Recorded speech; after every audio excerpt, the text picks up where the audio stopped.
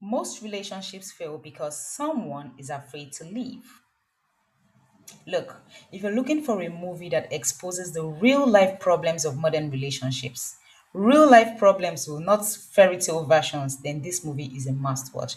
Trust me. One thing that I like about this movie is how genuine this movie is. Like, it feels very, very realistic. Anyways, it's a beautiful movie and I love the cast. Like, the cast delivered. Aside from the fact that they delivered, they are stunning as well. Anyway, here are three major themes that stood out to me in this movie. Number one, losing yourself. Yes, this film captures people who are technically in love but can't be themselves. They find themselves walking on eggshells, shrinking themselves to avoid conflict. They need to keep the peace so that the relationship stay afloat. If you really, really love yourself, would you stay in a relationship where you can exist freely? Look, staying in a relationship that is emotionally dead just to avoid being alone is not love.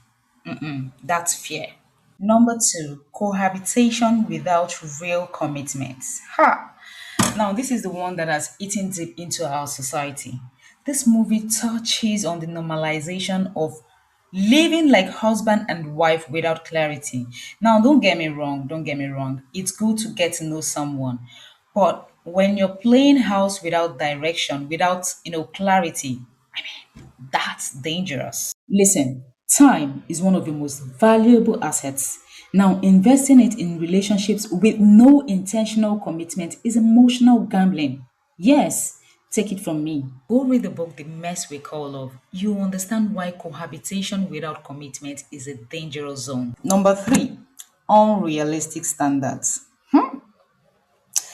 This one is subtle but very, very deadly. Yes, because you can find yourself wasting your time too with this one. Look, I'm not saying you shouldn't have standards. By all means, do not settle for less.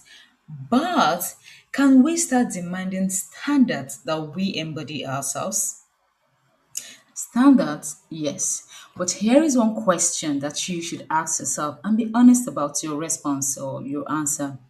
Now, are you becoming the kind of person that you're requiring? I believe growth should be mutual, not one sided, fantasy expectations.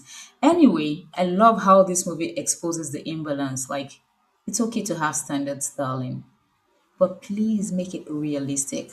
Yeah. Anyway, I love that this movie prepares and forces you to evaluate your emotional maturity, your standards, and your self worth. Like, it teaches you that relationships are sustained by values, by intentional direction, and self awareness.